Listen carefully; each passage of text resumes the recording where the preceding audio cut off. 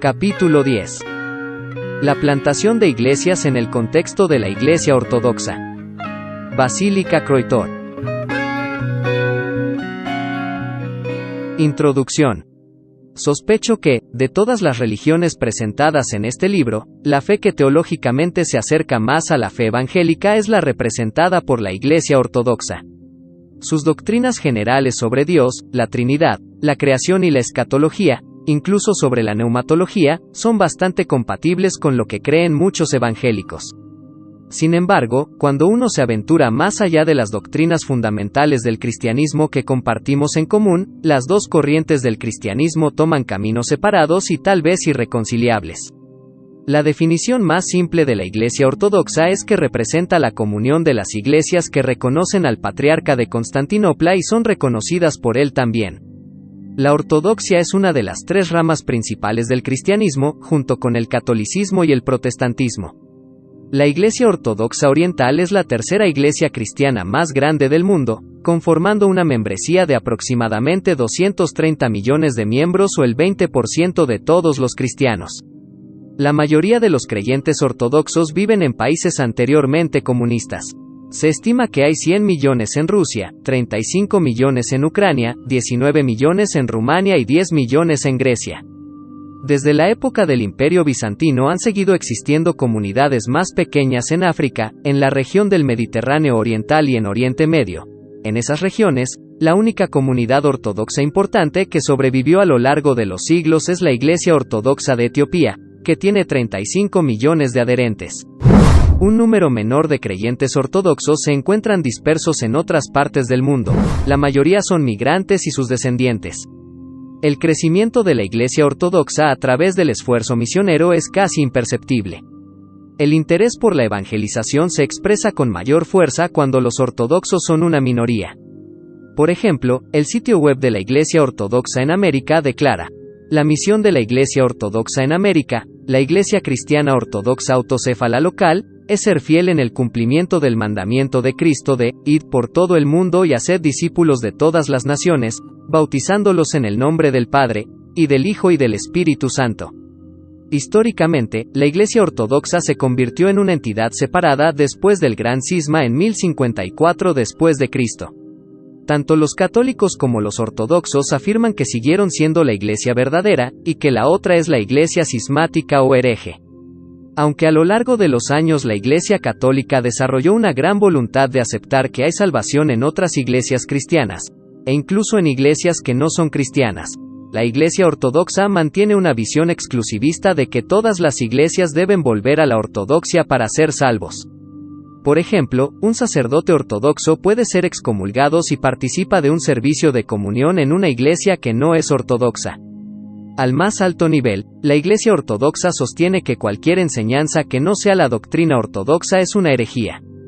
Esto hace que los ortodoxos sean los más fundamentalistas dentro del cristianismo, y el menos dispuesto a cambiar.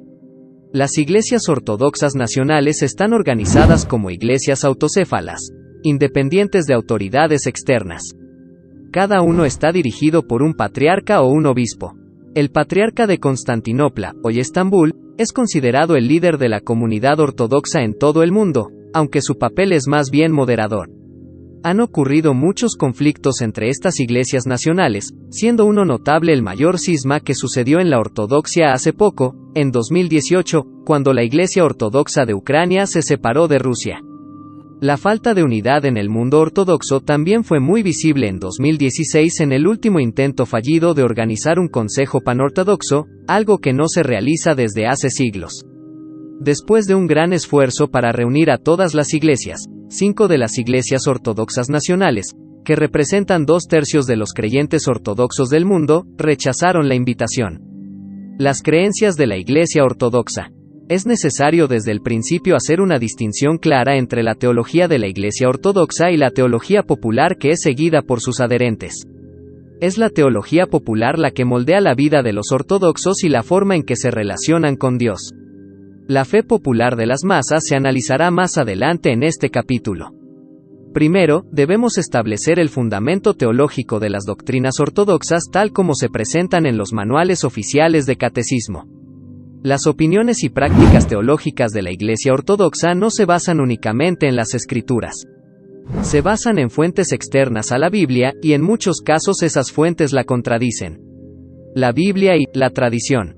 Mientras que los evangélicos defienden la Biblia como la única autoridad infalible, los cristianos ortodoxos han construido su fe sobre dos fuentes: la Biblia y la Santa Tradición. Puede sorprender a los evangélicos escuchar a algunos teólogos ortodoxos afirmar que su tradición es incluso más alta que las Escrituras.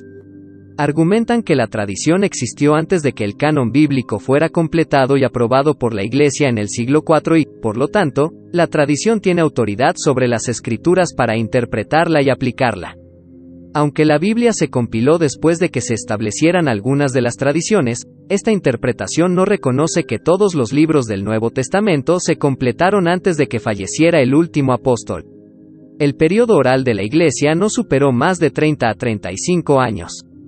El apóstol Pablo era consciente de que estaba escribiendo las Escrituras cuando enviaba algunas de sus cartas, sentando así el fundamento de la fe. Posteriormente, los cristianos que buscaban dirección en sus vidas dependían mucho de la palabra escrita de Dios. La Iglesia siguió de cerca las palabras de Jesús y de los apóstoles desde el principio. Sí, siglos después hubo un debate oficial sobre qué libros debían incluirse en el canon, como respuesta a Marción, quien rechazó algunos libros. Pero la Biblia existía y estaba presente en la Iglesia primitiva mucho antes de que se estableciera oficialmente el canon. ¿Qué es exactamente la tradición? En términos prácticos, la tradición es una colección de enseñanzas y prácticas que evolucionaron a lo largo de los siglos y ahora guían el culto, la teología y la eclesiología ortodoxa, así como la vida diaria de los creyentes. La Iglesia Ortodoxa llama a la tradición vivir la vida de la Iglesia. Entonces, la Iglesia viva es la cuna de la tradición, y la Biblia también fue producida por la Iglesia. Tradición en el judaísmo. Es importante recordar que el mismo enfoque se utilizó en el judaísmo antes de Jesús. Varias sectas judías crearon su propia tradición, santa, y la colocaron por encima de la palabra de Dios. Jesús se enfrentó a los líderes de su tiempo por abandonar la palabra de Dios mientras favorecían las tradiciones hechas por los hombres. Invalidando la palabra de Dios con vuestra tradición que habéis transmitido, Marcos capítulo 7 versículo 13. Con ironía los reprendió por la forma sutil en que tergiversaron la palabra de Dios.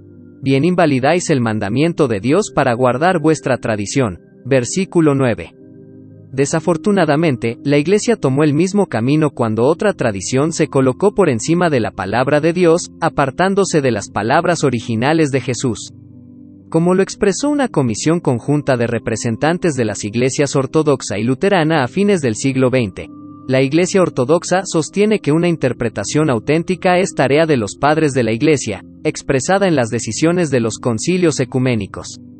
Cuando la Reforma enfatizó el regreso a las Escrituras, el principio sola scriptura, el objetivo principal no era desechar todos los siglos de la historia de la Iglesia e invitar a la interpretación individual. Los reformadores respetaron los siglos de interpretación bíblica y los credos de la Iglesia, pero tuvieron que resistir las tradiciones no bíblicas y heréticas que se habían agregado a las doctrinas de la Iglesia. En otras palabras, debido a que la tradición puede desviarse de la verdad y puede alterar la doctrina, debe estar sujeta a la palabra de Dios. El camino de la salvación. Todas las religiones predican un camino de salvación, un esfuerzo por reconectar a las personas con Dios. ¿Cómo se logra eso? Es lo que diferencia a las religiones. Para el creyente ortodoxo, la salvación se logra en una mezcla de fe y obras personales. La entrada a la iglesia tiene lugar temprano en la vida a través del bautismo en agua de los infantes, que es considerado como el nuevo nacimiento espiritual de la persona. Por el misterio del bautismo, Cristo viene a morar en nosotros y renacemos a una nueva vida de santidad. La experiencia de nacer de nuevo en el momento del bautismo infantil no está tan relacionada con recibir la salvación, sino más bien con una cobertura del pecado original. Una cosa es segura. El nuevo nacimiento no es una experiencia salvadora, porque la salvación debe alcanzarse a través de un proceso en el que las personas desempeñan un rol importante. La sabiduría divina decidió que no es justo quitar toda huella de la caída y que la salvación se ofrezca totalmente gratis, pero consideró que también nosotros debemos dar nuestro aporte para alcanzarla. La apropiación de la salvación por parte de los creyentes se llama salvación subjetiva y se realiza por la gracia, la fe y las buenas obras. Dado que la salvación se logra a través de ese esfuerzo combinado, uno no puede decir que es salvo. Es un proceso de por vida. El resultado se conocerá solo en el día del juicio, con base en las buenas obras y la santidad alcanzada. La salvación es por medio de Cristo, pero la transformación se realiza por la voluntad del individuo, con la ayuda de Dios. En la Iglesia Ortodoxa, el proceso de salvación está resumido en el concepto de teosis, el proceso en el que un adorador se libera del pecado y se une a Dios. Según esta definición, el proceso de teosis corresponde a la etapa de glorificación de la teología reformada.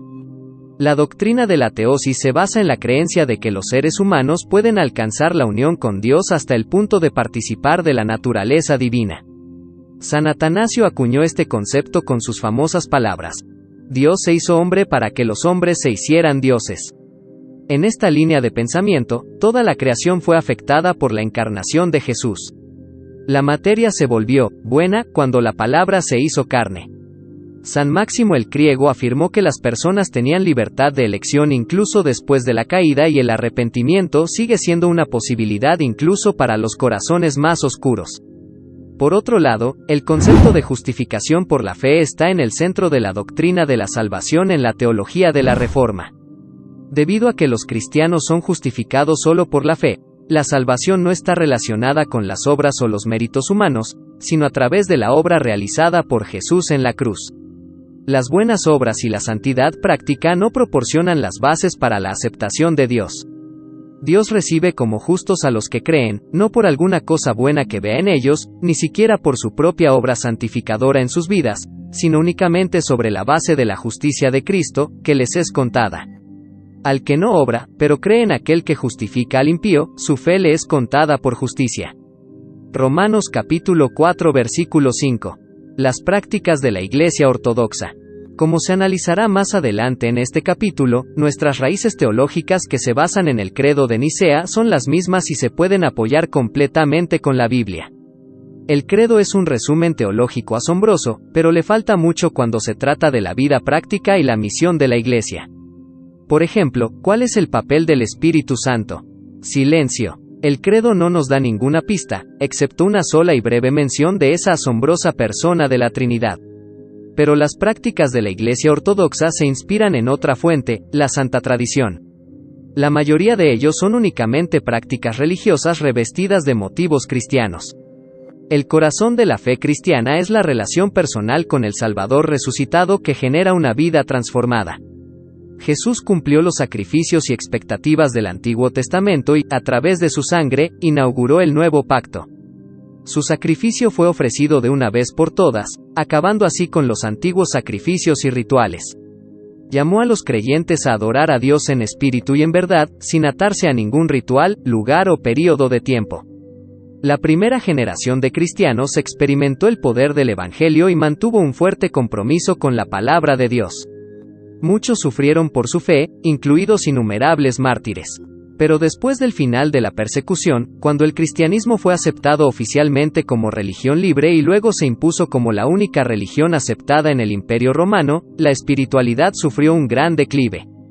De repente, la Iglesia se llenó de personas que no tenían una relación personal con Cristo, que no habían nacido de nuevo, sino que estaban interesadas en obtener ganancias políticas y servían al nuevo Dios proclamado por el emperador. Aclamado por la Iglesia Ortodoxa, el Edicto de Milán de 313 después de Cristo terminó con la persecución, pero abrió la Iglesia a muchas personas que no habían nacido de nuevo y que no estaban listas para alinear su cosmovisión con la fe cristiana.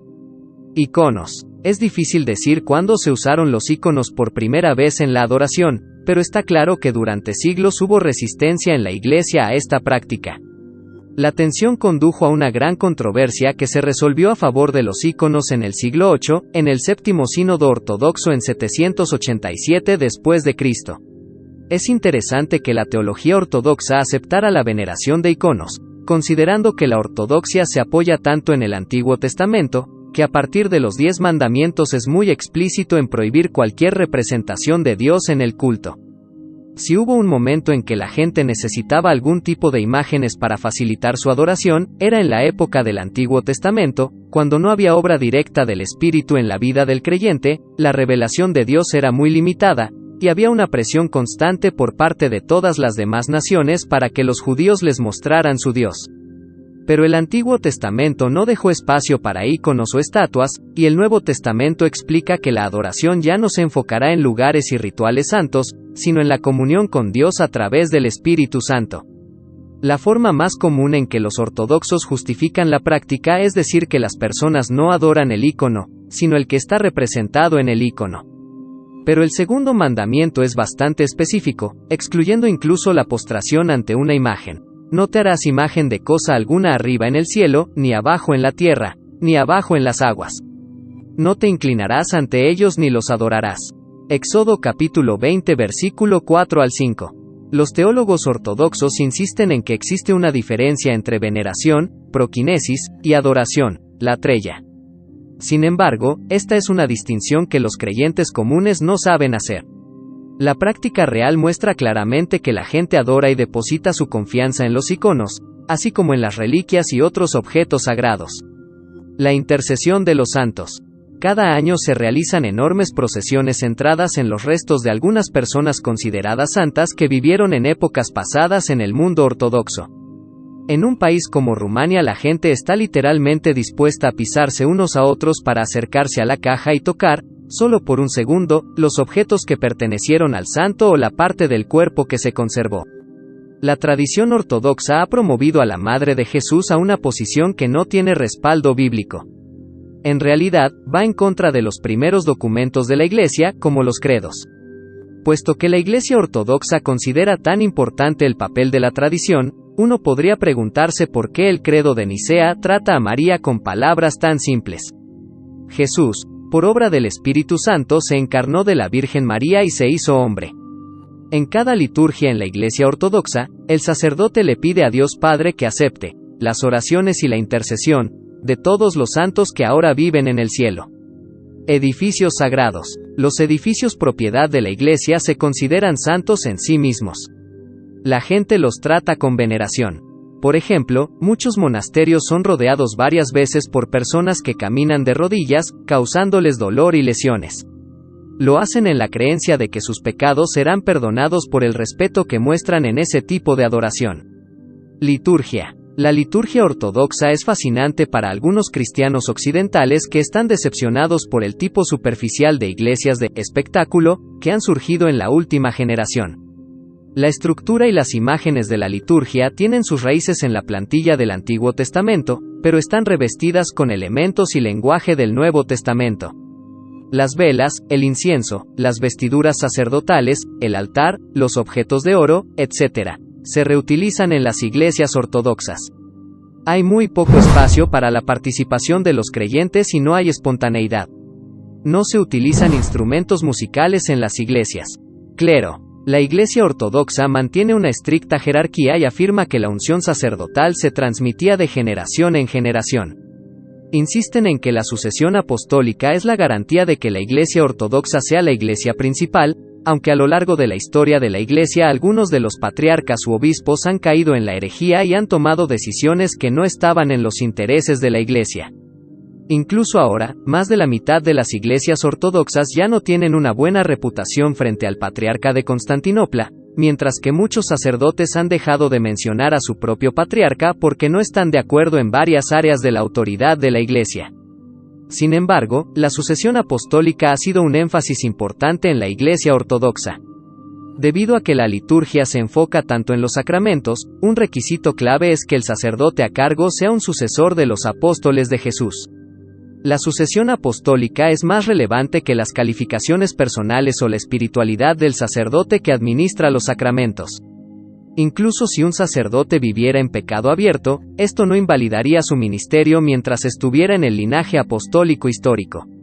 Según el Nuevo Testamento, Jesús cumplió todos los aspectos del sacerdocio del Antiguo Testamento e inauguró otra era para el pueblo de Dios en la que todos los creyentes se convierten en sacerdotes. No se necesita sucesión, como en el Antiguo Testamento con las tribus de sacerdotes o levitas, pero hay un vínculo espiritual de unidad con Cristo, a través del Espíritu. Todos los que nacen del Espíritu son hijos de Dios. La Reforma llamó a la Iglesia a cambiar su atención de la sucesión apostólica a la forma de vida apostólica.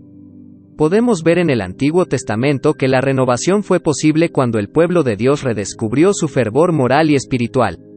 Jesús les dijo a los fariseos de su tiempo que si fueran hijos de Abraham, y no hay duda de que eran del linaje de Abraham, estarían haciendo las obras de Abraham. La Iglesia y el Estado. La Iglesia Ortodoxa mantiene vínculos muy estrechos con el poder político en todos los países en los que la mayoría de la población es ortodoxa. El eslogan, Sinfonía Bizantina, describe la forma en que la Iglesia y el Estado cantan la misma melodía, solo que con diferentes instrumentos. En Rumania, por ejemplo, importantes políticos también son miembros de la Asamblea Nacional de la Iglesia, una reunión que elige al nuevo patriarca y toma otras decisiones importantes para la Iglesia. En Rumania, el patriarca Mirón Cristea, que fue entronizado como el primer patriarca de la Iglesia Ortodoxa Rumana en 1925, aceptó el nombramiento como primer ministro de Rumania durante el reinado dictatorial de Carol II, quien prohibió todos los partidos políticos en 1938.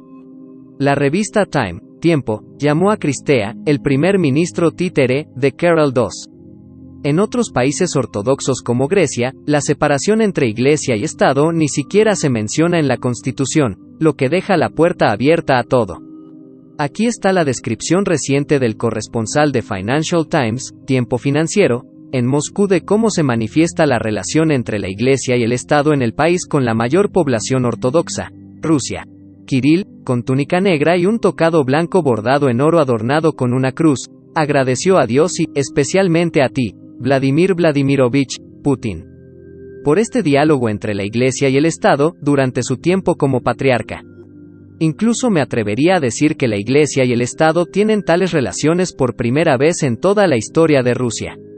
Incluso en los tiempos del Imperio Ruso, la Iglesia no tenía un socio igual frente al gobierno. Cuando Jesús anunció su ministerio en la tierra, así como su esperanza escatológica para el fin de los tiempos, el establecimiento del reino de Dios, anunció que habrá un nuevo pueblo, el pueblo de Dios. Todas las nacionalidades están invitadas a ser parte del nuevo reino, pero su reino está destinado a estar por encima de cualquier regla humana. No puede haber una sociedad de uno a uno entre la Iglesia y un reino terrenal. ¿Cómo llegar a los creyentes ortodoxos? Es importante recordar que la mayoría de los países ortodoxos pasaron décadas bajo el régimen comunista. Algunos han pasado 45 años bajo un ateísmo agresivo, y otros hasta 70 años. Las iglesias fueron demolidas, los sacerdotes fueron encarcelados y los puntos de vista religiosos fueron atacados diariamente en las escuelas y universidades por la propaganda atea oficial. En esos países puede encontrar personas cuyas familias han sido ateas durante 3 generaciones. Sin embargo, sorprendentemente, algunas de esas personas no tienen problema en identificarse como ortodoxas mientras dudan de la existencia misma de Dios.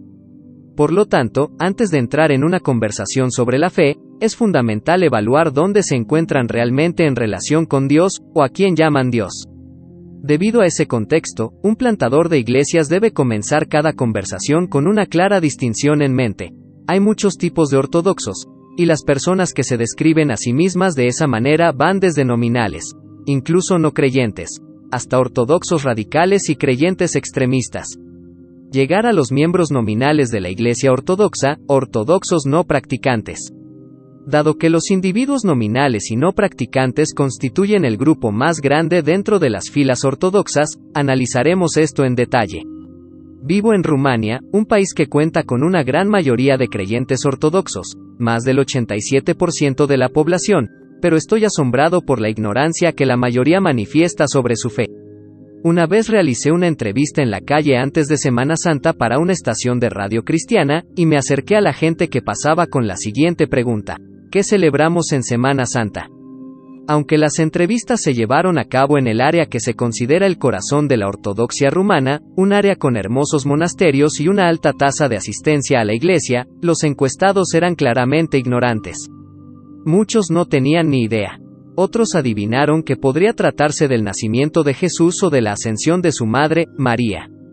El problema con la Iglesia Ortodoxa es que no puede cumplir lo que promete. Las grandes masas de creyentes no son llevadas a experimentar la vida que la Iglesia proclama. Son simplemente creyentes nominales. El movimiento de Lausana para el evangelismo mundial ha elaborado una definición del creyente nominal. Un cristiano nominal es una persona que no ha respondido con arrepentimiento y fe a Jesucristo como su Salvador y Señor personal. Es cristiano solo de nombre. Puede que sea muy religioso. Puede ser un miembro de la Iglesia practicante o no practicante. Puede dar asentimiento intelectual a las doctrinas cristianas básicas y pretender ser cristiano. Puede ser fiel en asistir a los ritos litúrgicos y servicios de adoración, y ser un miembro activo involucrado en los asuntos de la Iglesia. Pero a pesar de todo esto, todavía está destinado al juicio eterno porque no ha entregado su vida a Jesucristo. Los cristianos ortodoxos nominales no buscan una conexión personal con Cristo o su palabra. Sus valores no están enraizados en amar a Dios y someterse a su autoridad, sino en rituales religiosos. Para ellos, lo importante es asistir a las ceremonias de la Iglesia en días festivos como Semana Santa y Navidad. Lo he oído decir de esta manera: para ser salvo, uno debe asegurarse de no perderse los 3 eventos esenciales de la Iglesia en la vida: el bautismo de los niños, la boda y el funeral. Esta es una forma muy conveniente y económica de resolver las preguntas difíciles de la vida. El resultado del cristianismo ortodoxo nominal es la creencia de que uno se salva simplemente por ser parte de la Iglesia. La esperanza de la gente es que la Iglesia, los santos y la Madre María de alguna manera intercedan y hagan posible que se salven. Esta falsa seguridad requiere mucho menos de lo que estaban siguiendo los judíos respetuosos de la ley en la época de Jesús. En lugar de guardar la ley del antiguo pacto o llevar la cruz de la abnegación del nuevo pacto, el cristianismo nominal ofrece la ruta barata de los rituales y los sacramentos. Es comprensible, entonces, que la Iglesia no ponga énfasis en el catecismo, la lectura de la Biblia o la educación cristiana. La gente no siente la necesidad de ellos. Todos los intentos de revivir la vida de los creyentes encontraron una feroz oposición y sus defensores fueron suprimidos o expulsados de la Iglesia. Es inaudito en el mundo ortodoxo tener un movimiento como la ortodoxia carismática u otras formas de renovación. Obviamente, hay cristianos nominales en la mayoría de las ramas del cristianismo. Pero los creyentes ortodoxos nominales son de alguna manera los más desfavorecidos, por varias razones. La mentalidad secular ha sido desarrollada por regímenes ateos, mientras que la Iglesia no tenía medios para el catecismo masivo cuando operaba clandestinamente. Las supersticiones y los dogmas de la Iglesia crean un tupido velo contra el conocimiento de Dios que es impenetrable para el creyente simple. Incluso hay sacerdotes, de quienes se espera que sean más piadosos que el adherente promedio, que son más incrédulos que los creyentes fieles. La Iglesia no ejecuta programas destinados a revitalizar a los creyentes nominales y se opone a cualquier modo de renovación. La mayoría de los ortodoxos viven en países que tienen muy pocos creyentes nacidos de nuevo, por lo que hay menos posibilidades de que se encuentren con un cristiano profesante que cree en la Biblia. La jerarquía de la Iglesia ortodoxa ha fomentado un espíritu antagónico frente a otras denominaciones cristianas. Mejores prácticas para llegar a adherentes nominales ortodoxos.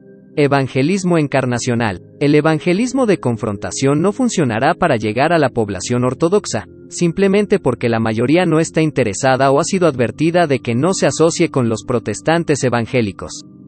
Ya ven a las personas que no son ortodoxas como extrañas, tanto extrañas como ajenas a su cultura y nación. Difundir panfletos y predicar en la calle a través de altavoces no son formas de atraer su interés.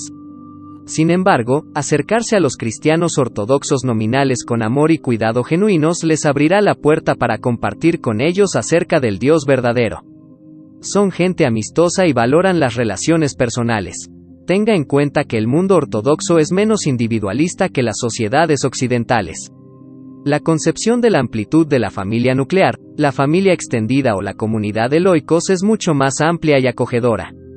Las redes de amigos y conocidos son extensas, porque esa era una manera de supervivencia bajo el comunismo, cuando la gente se ayudaba entre sí para hacer frente a las severas restricciones. Entonces, en lugar de predicar y debatir con una persona ortodoxa sobre la fe y Dios, simplemente tómese un tiempo al principio para estar con ellos y estar ahí para ellos. Si es un misionero del mundo occidental, eso ya lo convierte en un punto de atracción. Les encanta hablar con personas de los países que ven en las películas. Lo invitarán a sus hogares y a eventos especiales. Así podrá ganarse su confianza. Sea abierto acerca de su fe. No tiene que ocultar su fe y sus valores, como suele ser necesario en los países musulmanes cerrados. Está bien que las personas en las culturas ortodoxas sepan que usted es un creyente que profesa la Biblia, que toma su fe en serio y que encuentra gozo en servir a Dios. Comparta su testimonio. Las conversaciones personales son la forma más práctica y eficiente de compartir el Evangelio. Al compartir el testimonio personal, es importante enfatizar el punto de inflexión en su vida, lo que marcó la diferencia en su conversión. Muchas veces, las personas de Occidente tienden a descuidar eso porque viven en una cultura donde la gente sabe más sobre Dios y la Iglesia, así que cuando se dan cuenta de que están perdidos, saben a dónde acudir para obtener respuestas. Los ortodoxos necesitan escuchar cuál fue el proceso. ¿Qué es el arrepentimiento? ¿Por qué elegiste ese camino? ¿Cómo experimentaste a Dios? No solo cuente lo mal que estaba su vida y lo bien que se volvió después de que recibió a Jesús. Están familiarizados hasta cierto punto con las historias de personas religiosas, por lo que prestarán atención a cómo se encontró usted con Dios. Responda preguntas. Los cristianos ortodoxos pueden tener un falso sentimiento de seguridad religiosa, pero tienen preguntas que su religiosidad no responderá. Muchos querrán escuchar cuando comience a compartir acerca de la oración contestada, acerca de cómo Dios está dirigiendo su vida, acerca de la esperanza que tiene, etc. Haga una presentación clara del Evangelio. Un cristiano nominal ortodoxo probablemente carece de una buena comprensión de una o más de estas áreas del Evangelio, la realidad del pecado y sus consecuencias. Saben que el pecado es malo, pero no saben de qué manera el pecado afecta su vida y su relación con Dios. Una relación personal con un Salvador. La construcción que tienen sobre Dios está lejos de la hermosa relación que se presenta en los Evangelios. Acostumbrados a escuchar un mensaje de salvación basado en obras, es difícil para la mentalidad ortodoxa entender que Dios quiere conocernos íntimamente. Este concepto es especialmente despreciado por los líderes ortodoxos, quienes piensan que Dios no puede ser conocido de esa manera. El señorío de Jesucristo. Muchos cristianos ortodoxos nominales están felices de ofrecer limosnas a Dios, ayudar a los pobres y asistir a algunos servicios de la iglesia de vez en cuando, pero no tienen idea de lo que significa someterse al señorío de Cristo. Este es probablemente el aspecto más frustrante de compartir el Evangelio con un creyente ortodoxo nominal. Estarán de acuerdo con todo lo que les está mostrando de la palabra, pero estarán renuentes a dar ese paso radical de obediencia personal. Son particularmente reacios a aceptar el bautismo en aguas, lo que es un claro indicador de su falta de compromiso. La revelación de la palabra de Dios. Incluso un cristiano ortodoxo nominal puede tener una Biblia en su hogar, pero puede considerarla simplemente como un artefacto religioso. Ayúdelos a verla como un tesoro de sabiduría y sanación para su alma. Comparta cómo la palabra está obrando en su vida devocional diaria. Están acostumbrados a pensar que solo los sacerdotes y los santos pueden entender la Biblia. Mejores prácticas para alcanzar a los adeptos ortodoxos nominales que tienen un énfasis cultural o nacionalista. Como se mencionó anteriormente, las iglesias ortodoxas promueven un fuerte nacionalismo en los países donde tienen mayoría. La identidad nacional está ligada a la religión ortodoxa, haciéndolas inseparables. Como resultado, cambiar la fe es traicionar la nacionalidad, y si alguien lo hace, merece ser condenado al ostracismo por sus compatriotas. En tal contexto, es común encontrar creyentes practicantes que están apegados a su fe por un énfasis cultural o nacional y no por una relación genuina con Dios. Saulo el celote. Saulo el fariseo tenía un gran celo por la fe de sus padres, al punto que estaba dispuesto a matar en nombre de su religión, creyendo que lo hacía por Dios. Aunque este ejemplo puede sonar extremo, hay instancias históricas de un espíritu radical manifestado en la Iglesia ortodoxa. La historia de Rumania, por ejemplo, tiene una experiencia bastante reciente de una milicia nacionalista ortodoxa llamada la Legión. La mezcla de fe y nacionalismo puede ser muy peligrosa. Al llegar a los adherentes ortodoxos que combinan los dos, es necesario ofrecerles ejemplos bíblicos que neutralicen el excepcionalismo del orgullo nacional. La idea de que su nación es de alguna manera favorecida sobre otras naciones. La Biblia presenta en detalle la visión de un Dios que ama al mundo entero y quiere salvar a la gente de todas las naciones. Contar las historias de cómo Dios proveyó para todas las personas y cómo el Evangelio puede transformar las naciones puede ser muy efectivo. Las personas también deben darse cuenta de que todas las naciones tienen fallas significativas y que no han alcanzado el estándar de Dios. Por ejemplo, en los países ortodoxos, el aborto es un problema real. Una de las razones es que el comunismo hizo que todos los abortos fueran ilegales, por lo que las mujeres que buscaban un aborto lo hacían de formas peligrosas y no médicas. Después de la caída del comunismo, la gente asoció esa prohibición con el comunismo. El aborto es visto ahora como una señal de libertad. Otras áreas de preocupación incluyen la corrupción, la violencia doméstica y el abuso de alcohol. Mencionar estos temas puede ser percibido como moralista o irrespetuoso, pero si usted aborda los asuntos con cuidado y enfatiza el poder del Evangelio para traer transformación a la nación, entonces la conversación puede tener un tono positivo. Cuando Jesús se acercó a Saulo, un nacionalista y celoso activista, le dio una misión que superó su estrecha visión: predicar el Evangelio a los gentiles. Incluso lo haría frente a los gobernantes de esas naciones. Dios no se asusta por el giro nacionalista que la gente le ha puesto a la religión. Él puede transformarlos fácilmente y poner amor por todas las personas en los corazones que Él toca con su poder. La mujer samaritana. Tal vez el mejor enfoque para llegar a las personas que profesan una fe basada en un énfasis cultural o nacional sea presentarles los beneficios de la nueva vida en Cristo. Es muy difícil tratar de explicarles por qué está mal ondear la bandera del nacionalismo. En cambio, la vida en Cristo es algo de lo que podemos jactarnos.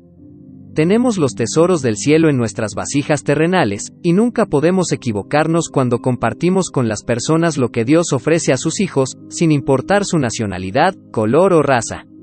Una conversación sobre las riquezas del Evangelio se puede desarrollar progresivamente, o de una manera más impactante como lo hizo Jesús con la samaritana.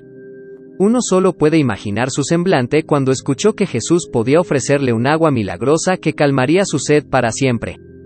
Al igual que la mujer samaritana, las personas de fe ortodoxa están preocupadas por su culto nacional, que consideran la forma correcta de acercarse a Dios. Saltarán fácilmente a preguntas sobre lugares, rituales, santos del pasado o el mejor sacerdote del presente. Nuestra misión es llevarlos a descubrir a Jesús y su regalo de una vida nueva, para que estén listos para abrazar ese regalo de la vida. La diferencia entre religión y confianza en Jesús. Aquí hay un área que los occidentales generalmente abordan de forma contradictoria. Mientras tratan de decirle a la gente que la religión no salvará a nadie, que es lo opuesto a creer, que es la respuesta humana, etc., descubren que su amigo ortodoxo no seguirá su consejo, sino que radicalizará más su fe nacional y cultural. La razón es que para los creyentes ortodoxos la palabra religión no es negativa. Para ellos, ser religioso es ser devoto, virtuoso, amar y servir a Dios. En realidad, podrían estar muy lejos de conocer a Dios, como Saulo, pero él era tan devoto de su religión que dudo que hubiera seguido el consejo de un misionero que le dijo que su religión mosaica no podía salvarlo. Simplemente, expréselo con otras palabras, porque la palabra religión es demasiado querida para ellos. Ese fue el método de Pablo en Atenas, cuando los elogió por su devoción a un ídolo desconocido, y luego pasó a presentarles a Jesús. Hágale saber a sus amigos ortodoxos, incluso cuando siguen los rituales religiosos porque respetan la fe de sus padres y de su país, que aprecia el hecho de que son personas respetuosas y piadosas. Ayúdelos a saber que Dios tiene preparados dones maravillosos para ellos. En este punto, la historia de Cornelio proporciona una poderosa herramienta para evangelizar. Cornelio tenía todo eso, pero se perdió lo mejor: la transformación que ofrece el Evangelio. Y esa es la historia de muchos adherentes ortodoxos. Llegar a creyentes ortodoxos genuinos. No hay duda de que, entre los adherentes ortodoxos, los creyentes genuinos son los más abiertos al Evangelio. Pero pueden ser alienados muy fácilmente si no se acerca a ellos con la actitud correcta y el mensaje adecuado. El Nuevo Testamento nos muestra que las personas que estaban más cerca del reino a menudo eran las que lo perdían por completo. Fueron las personas que estaban al margen, aquellos a quienes las instituciones religiosas de ese tiempo consideraban completamente perdidas, las primeras en recibir nueva vida. Por lo tanto, debemos ser conscientes de que, Aunque las personas religiosas están muy informadas sobre la espiritualidad y tienen cierto grado de devoción a Dios, pueden ser más difíciles de alcanzar. Esta es la razón por la cual un plantador de iglesias debe estar especialmente bien equipado cuando trata de alcanzar a los creyentes ortodoxos genuinos con el Evangelio. Obstáculos a la fe. Primero, se deben identificar las principales piedras de tropiezo que les impiden venir a Jesús. Falsa seguridad. Si bien se gasta mucha energía en el mundo ortodoxo en la liturgia, los rituales y las procesiones, muy poca se dirige al catecismo, enseñanza, y al crecimiento espiritual de las personas. Esto se debe en gran parte a la idea errónea de que, al final, es la Iglesia la que se encarga de la salvación de uno. Según esta forma de pensar, si una persona es bautizada de niño y recibe un funeral ortodoxo al final de su vida, que incluye muchas oraciones por el perdón de la persona fallecida, entonces se salvará. Durante siglos, la Iglesia ortodoxa restringió el acceso de las personas a la Biblia, con la esperanza de que comprendieran el mensaje de la Biblia a partir de símbolos religiosos. La esperanza era que, a través de la liturgia de la Iglesia llena de simbolismo complejo, las personas se sintieran atraídas hacia Dios. La realidad es que cuando entran al edificio de una iglesia y asisten a una liturgia con la que no pueden relacionarse, se desconectan más de una relación personal con Cristo. Falsas enseñanzas. La vida del creyente ortodoxo se centra en prácticas que se alejan de la enseñanza de la Biblia. Es difícil imaginar que alguien que lee la Biblia cuidadosamente llegaría a alguna de estas suposiciones. Debemos adorar a Dios a través de iconos, una forma de realzar la fe. Debemos orar y hacer benevolencia en favor de las personas que están muertas. Los servicios de benevolencia se llevarán a cabo 7 días, 40 días y 6 meses después del funeral. María es la principal intercesora en el cielo por la Iglesia y es más accesible que Jesús. Los santos son los protectores de los creyentes, por eso debemos orarles. Las peregrinaciones a los monasterios y la adoración de los huesos de los santos son actos agradables de devoción a Dios. Hay muchos íconos que hacen maravillas y artefactos religiosos. Los creyentes deben mostrar su devoción a Dios usando esos elementos en su adoración. Confianza en las obras humanas. Los creyentes sinceros son engañados para poner su esperanza en sus obras humanas, un concepto que va en contra de todo el impulso de la enseñanza del Nuevo Testamento. Es muy difícil explicarle a un creyente ortodoxo devoto por qué las buenas obras no son la forma en que Dios salva a las personas. Todo su paradigma religioso se basa en trabajar su salvación, ganándosela a través de la oración, el ayuno y las virtudes. El camino al cielo se describe en la Iglesia ortodoxa como una escalera de la tierra al cielo. El creyente va ascendiendo al cielo mediante la adquisición de nuevas virtudes.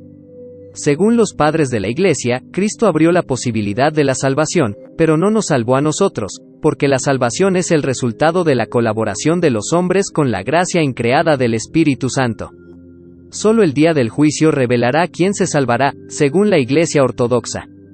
No hay garantía de salvación antes de eso, porque todas las obras del creyente serán evaluadas en el juicio. Aunque los maestros ortodoxos usan mucho la palabra gracia, se usa para compensar el hecho de que las obras de las personas no han alcanzado el estándar de Dios. Se dice que las obras juegan un papel esencial para recibir la salvación. Corazones endurecidos. El espíritu religioso que impulsa a muchos cristianos ortodoxos devotos se apodera de sus corazones y mentes, y no deja lugar para dudar de nada de lo que dice la doctrina oficial de la Iglesia. Como resultado, muchos de los que nacieron de nuevo y abandonaron la Iglesia ortodoxa han sufrido abusos físicos y verbales. Es triste presenciar que, en muchos casos, a personas sinceras se les lavó el cerebro para creer que la única religión verdadera en el mundo es su fe. Se les enseña a rechazar cualquier conversación con un protestante, a no entrar en sus iglesias, a no sentarse en sus mesas, ni leer su literatura. Las mejores prácticas para alcanzar a los creyentes ortodoxos genuinos. A pesar de todos estos aspectos que dificultan llegar a los creyentes ortodoxos, existen muchos puentes que nos ayudan a compartir el Evangelio con ellos. El Credo de Nicea. El Credo de Nicea crea una gran oportunidad para que los evangélicos se conecten con los creyentes ortodoxos, por 2 razones. Primero, no hay desacuerdo sobre la aceptación del credo en ninguno de los 2 lados. Segundo, es algo que la mayoría de los creyentes ortodoxos saben de memoria y recitan durante cada liturgia. Cuando dialoga con un cristiano ortodoxo, es importante dejar en claro que aprecia el credo y está de acuerdo con cada una de sus afirmaciones. En los países de Europa del Este y en otros lugares en los que los ortodoxos constituyen la mayoría de la población, se enseña que todas las demás denominaciones cristianas son sectas o cultos peligrosos. Eso infunde miedo y desalienta a la gente de cualquier relación normal con los evangélicos. Decirles que usted cree en cada declaración del credo de Nicea es un gran constructor de puentes. Esta importante confesión de fe fue adoptada en el primer concilio de Nicea, 325 después de Cristo, y fue revisada en el primer concilio de Constantinopla, 381 después de Cristo. Es una parte permanente de la liturgia en todas las iglesias ortodoxas, así como en muchas tradiciones reformadas. Este texto es tan bien recibido por los cristianos de diferentes tradiciones porque es un documento temprano que fue producido por las primeras generaciones de cristianos. Como dice el viejo refrán, el agua es más clara a medida que vas río arriba, hacia su fuente. El credo contiene los elementos esenciales de la fe cristiana, la Trinidad, la creación, la naturaleza divina y humana de Cristo, la muerte sacrificial de Cristo, el reino de Dios, el papel del Espíritu Santo, el papel de la Iglesia, el bautismo del perdón de los pecados, la esperanza escatológica de la Iglesia. Un número ilimitado de conversaciones puede comenzar aquí. Usar el credo como plataforma de lanzamiento aumentará la confianza de las personas y las animará a pensar por sí mismas, a leer los pasajes bíblicos correspondientes, a escudriñar las escrituras y a comprender cuáles son los fundamentos de su fe. Y eso conducirá las conversaciones hacia la Biblia. La Biblia. A los creyentes ortodoxos se les enseña que deben seguir las instrucciones de sus guías espirituales en todos los aspectos de su fe. Cualquier duda, cualquier pregunta, cualquier cosa que les incomode, deben presentarla a su confidente, quien les ofrecerá orientación. Leer la Biblia no está entre las tareas recomendadas a los creyentes.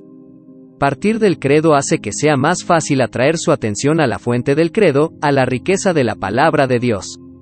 Tenga en cuenta que muchos necesitan conocer la Biblia por primera vez, pues ignoran temas básicos como los libros de la Biblia, las divisiones de los capítulos y los periodos de tiempo que se reflejan en el Antiguo y el Nuevo Testamento. Es mejor en este momento no insistir en materiales auxiliares para el estudio de la Biblia, porque los ortodoxos pueden tener miedo de usar cualquier material sectario.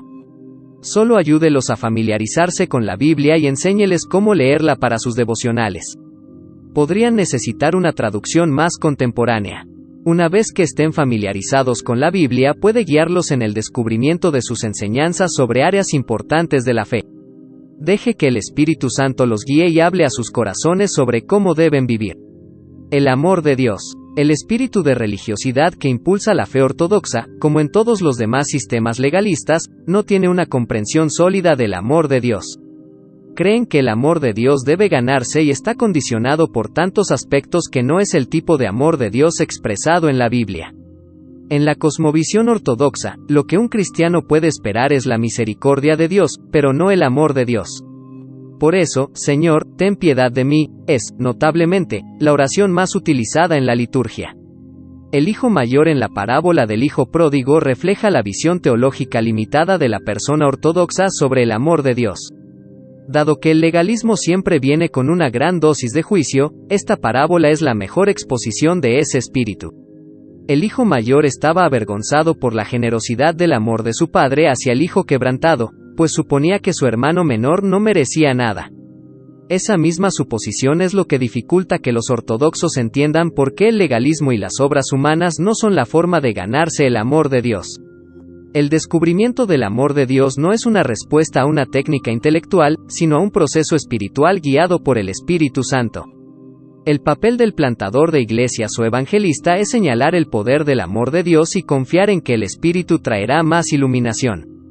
Pero es un gran día cuando el creyente aprende que no está bajo condenación, que el precio de sus transgresiones fue pagado en su totalidad, que es adoptado y santificado porque Dios lo amó a través de Cristo. El problema del pecado. Otro terreno común que compartimos con los ortodoxos es el deseo de vivir una vida pura. La carga causada por el pecado lleva a las personas sinceras a buscar el perdón. En la Iglesia ortodoxa, el perdón es ofrecido por el sacerdote, como resultado de la confesión y del cumplimiento de los cánones.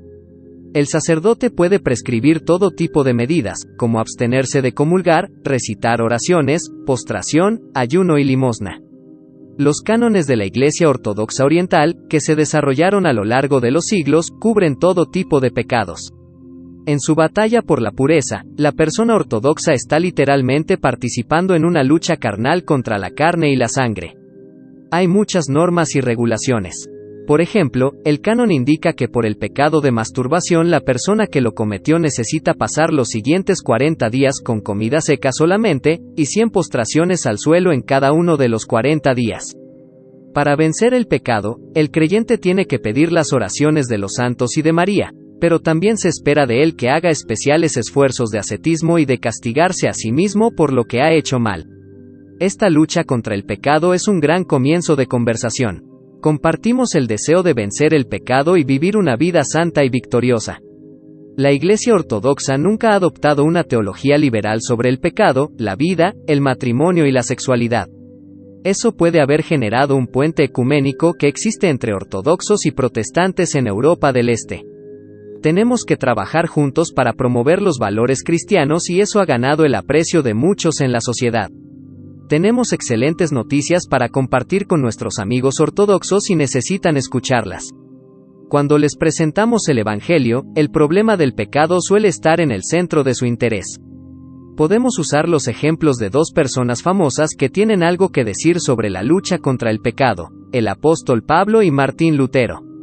Sus biografías muestran cuánto lucharon contra el pecado, haciendo todo lo posible para ganar la salvación a través de las obras de la carne. Sin embargo, a pesar de todos sus esfuerzos y actos de penitencia, descubrieron que sus cuerpos estaban bajo el poder de un feroz amo que los gobernaba desde adentro. Pablo expresó de manera concisa los sentimientos compartidos por todas las personas que están tratando de combatir el pecado por su propio esfuerzo o por la obediencia a la ley. Miserable de mí. ¿Quién me librará de este cuerpo de muerte? Romanos capítulo 8 versículo 24. De manera similar, Lutero se esforzó por vivir una vida santa.